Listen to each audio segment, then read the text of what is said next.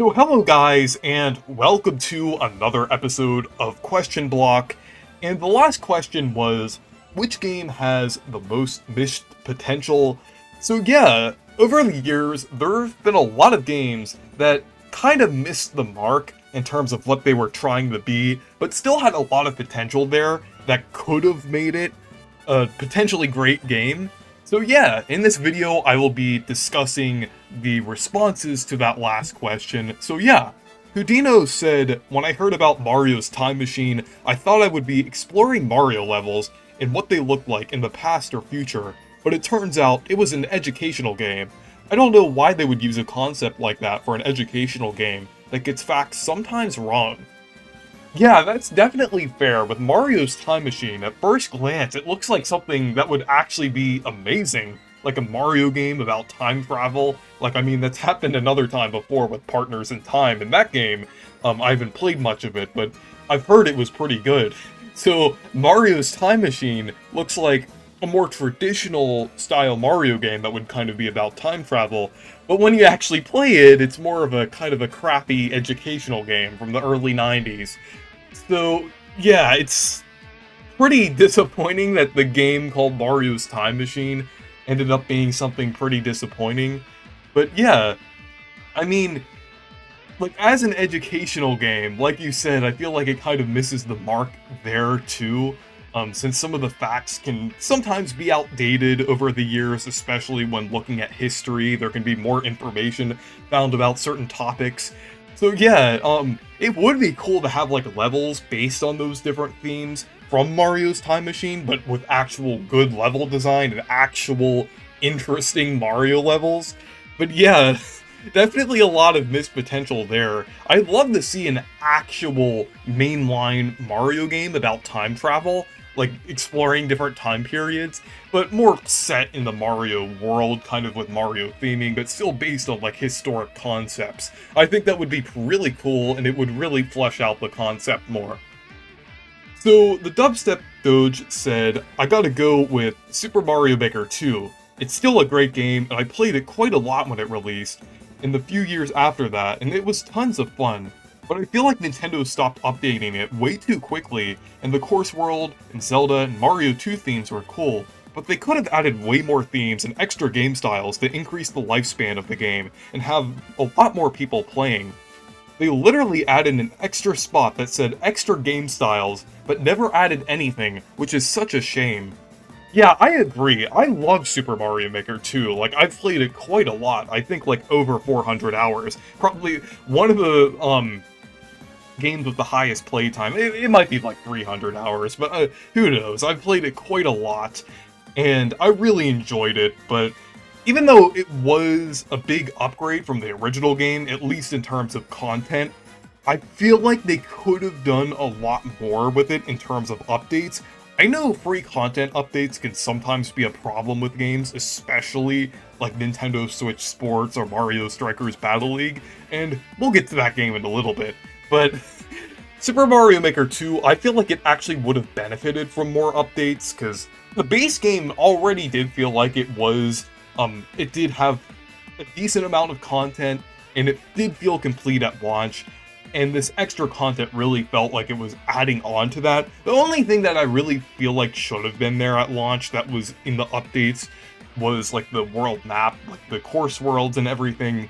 So, or, well, not course world, but the super worlds, that's kind of what I meant, since you mentioned it in the comment like that. But yeah, Mario Maker 2 definitely had a lot of potential there for extra game styles. Instead of doing like a Mario 2 power-up, they should have done a whole Mario 2 game style, since, like 3D World, it would have been different enough from the other styles to kind of be like its own separate theme, with its own assets, and its own like unique enemies and objects and things.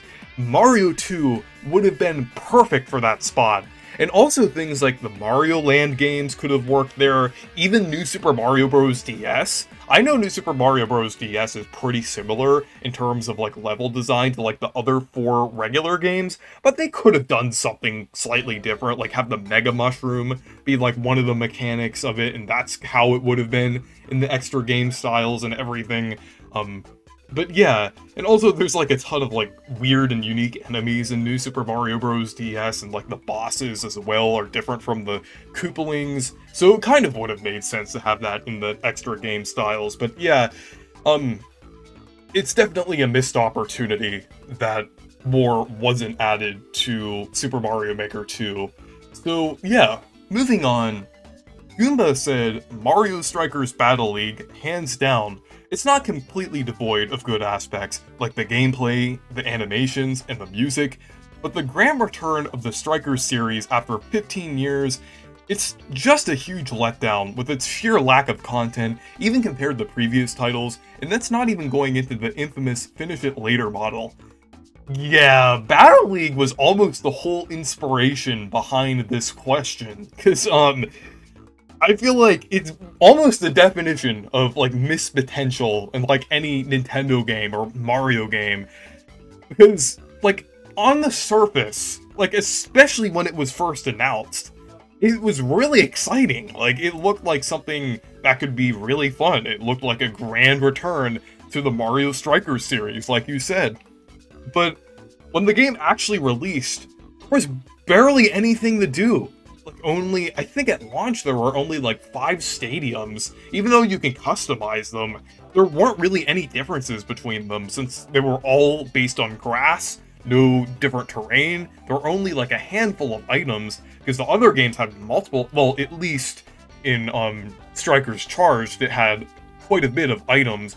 This game, there's only a few items. The gameplay was good. I do feel like they did improve the gameplay from Charged, but that's like one of the only good things that I could say, as well as like the animations and music.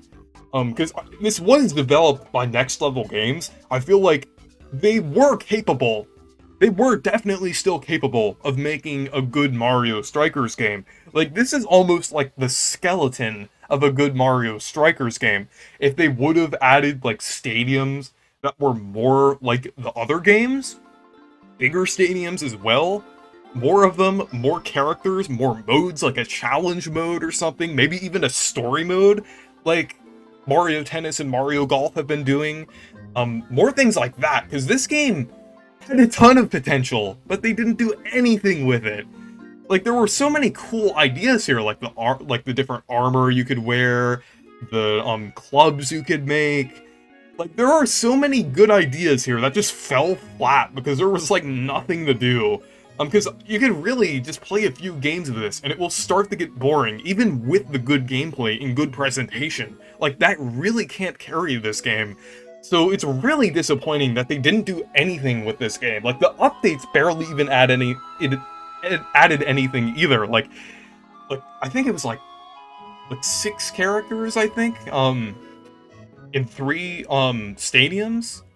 So yeah, it didn't really add that much, and it was pretty disappointing overall.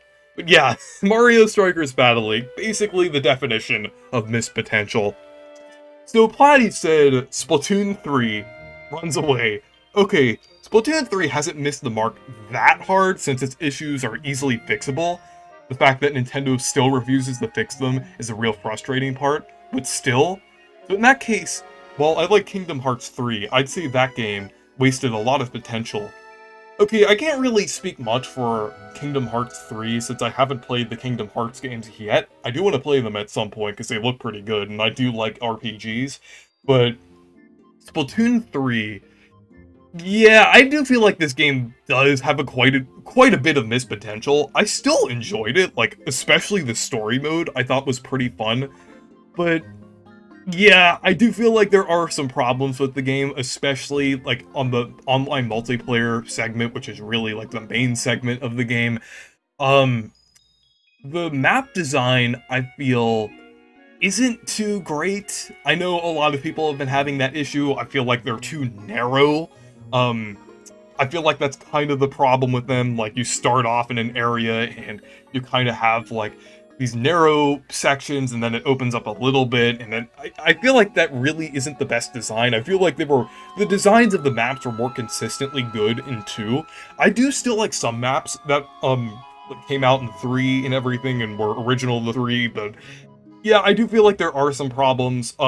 I can't really get into the, like, the technical side with, like, the balancing and everything, but I've heard there are some issues over on that part, which is unfortunate, but I feel like the main thing that Splatoon 3 misses potential in is, like, a new mode or something. It doesn't have to be, like, a battle royale that a lot of people throw out. I mean, that could work, but I feel like there could be something different, kind of. I don't know what it would exactly be, like, I don't know. They could do like something like how Salmon Run was added in Splatoon 2. Something that would differentiate the gameplay, kind of like that. I think that would be pretty interesting. I don't know what exactly that would be, but I think they definitely missed the potential of having that. Nintendo hyped up Splatoon 3 to be such a big game. It's disappointing that they really didn't deliver on that. It's good, I still like it, but it has a ton of missed potential, I feel. So, Lapidot said, Kirby Star Allies. It could have been a fantastic celebration of Kirby, but the story mode felt very half-baked. Why can't levels imitate classic game styles, or something creative, instead of level designs that feel more derivative and boring, like the new Super Mario Bros. Games? Yeah, I definitely agree with that. Kirby Star Allies, I don't think it's a bad game, but it's definitely pretty underwhelming, and I don't really like it that much. I feel like it's definitely the weakest in the series, like one of the weakest in the series, in my opinion. It really wasn't that fun. I mean, I had some fun when I first played it with, like, multiplayer back in 2018, but I really don't want to go back to this game. I know there are a lot of really cool things kind of hidden in this game. Like the, different modes, I think, like the, Heroes from Another Dimension. I forgot what that was, called exactly, but that mode was pretty cool. It was cool that you could play as, like, different characters from throughout the Kirby franchise. That was really cool, and Star Allies did help to bring back a lot of characters into the franchise, which was pretty cool. Since there were a lot of heavily underutilized characters, I feel like that's now kind of a problem in the Mario franchise, but the Kirby franchise handled their obscure or underused characters very well with Star Allies. But aside from, like, all of the side content you could do in Star Allies, the main story has a ton of missed potential. I think it would have been really cool if they'd done something kind of similar to, like, Sonic Generations, kind of. Or even kind of like Xenoblade Chronicles 3. I mean, you kind of have to play Xenoblade Chronicles 3 to know what I mean. Or maybe Pikmin 4 as well, since that also kind of celebrates the series. But more so like Sonic Generations, with how that celebrates the Sonic franchise. I wish Kirby Star Allies did that with Kirby, and kind of had, like, different levels from the older games, and actually incorporated the characters into the main story.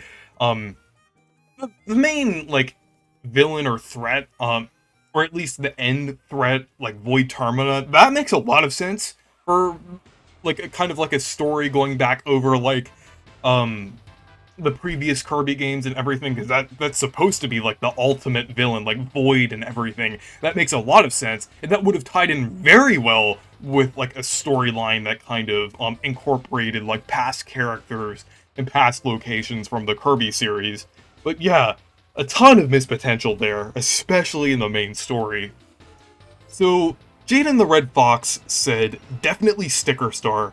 I still like the game, but it has the biggest missed potential out of any game. From the beta alone, you can definitely see the great ideas Sticker Star had.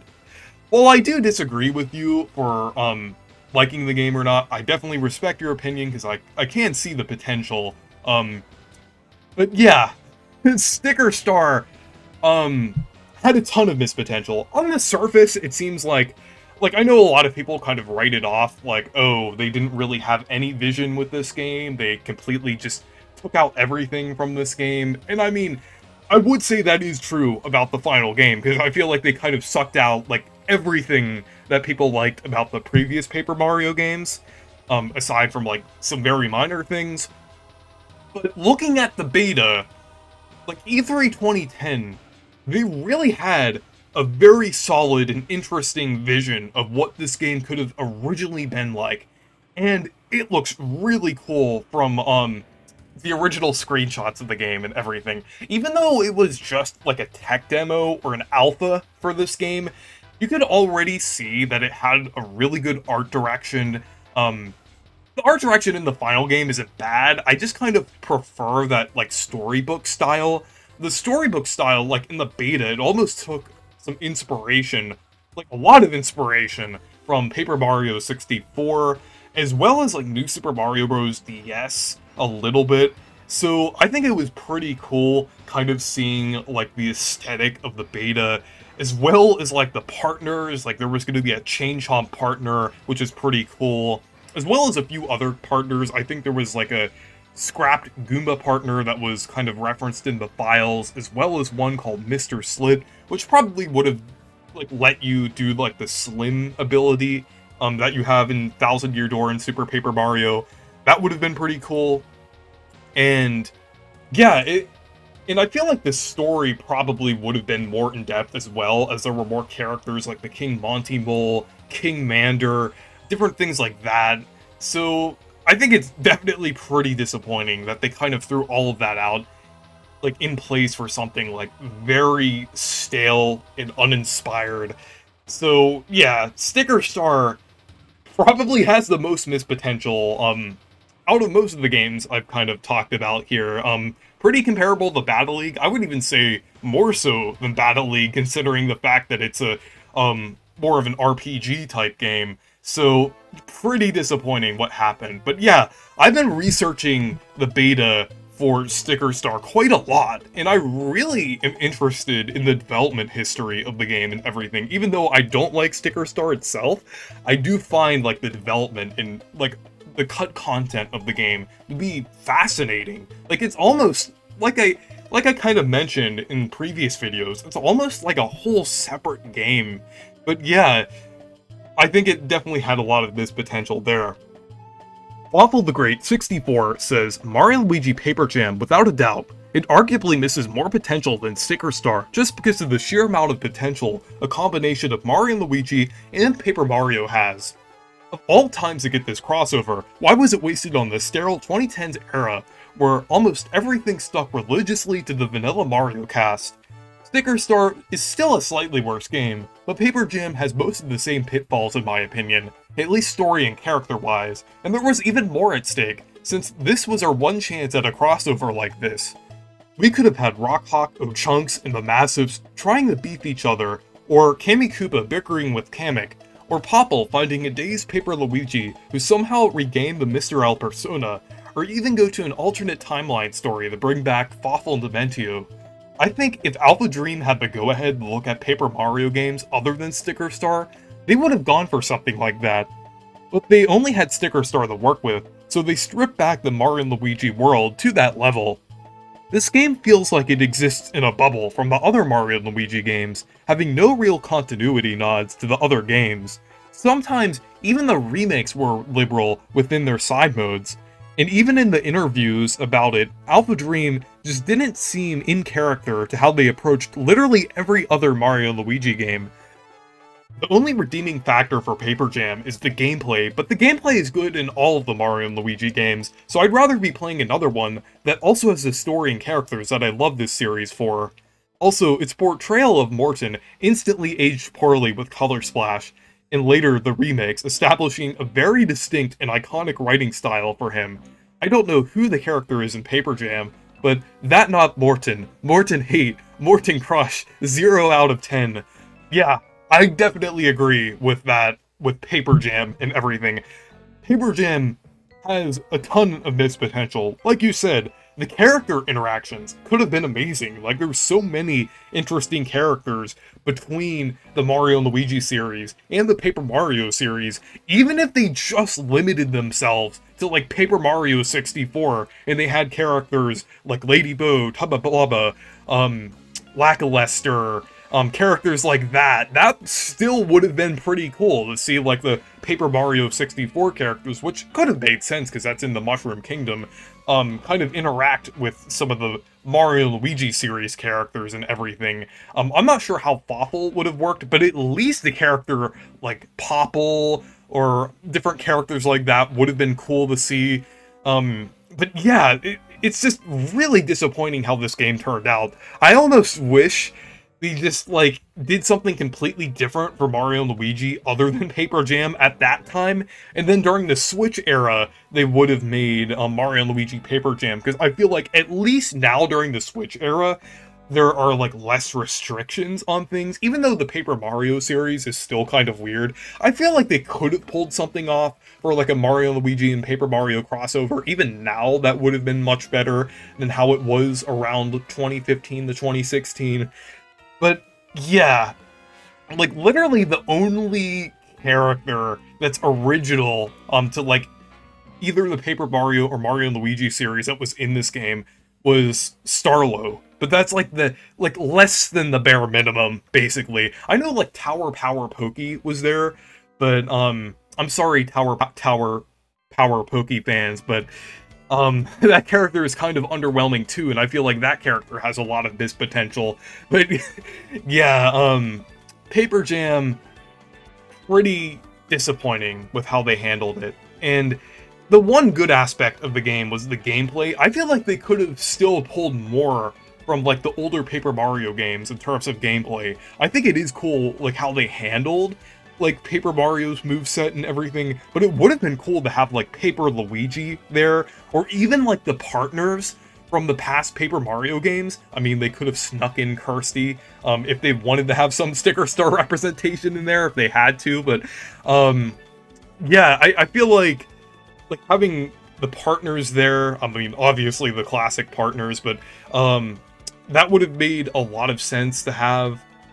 But yeah, there's a ton of missed potential. They could have even tied in the plot of Paper Jam with, like, Super Paper Mario, since that game is all about different dimensions, and then Paper Jam kind of brought the idea of, like, different dimensions back. There is just a lot of things they could have done with this that they just didn't, so it was pretty disappointing how they handled it. So yeah, anyways, thank you guys for watching this video, and the next question is, what microgame idea do you have for WarioWare Move It, whether it be based on a Nintendo game or a completely new or different idea? So yeah, thank you guys for watching this video. Make sure to leave a like and subscribe for more, and make sure to check out my Discord server and Amazon affiliate link if you want to. Goodbye.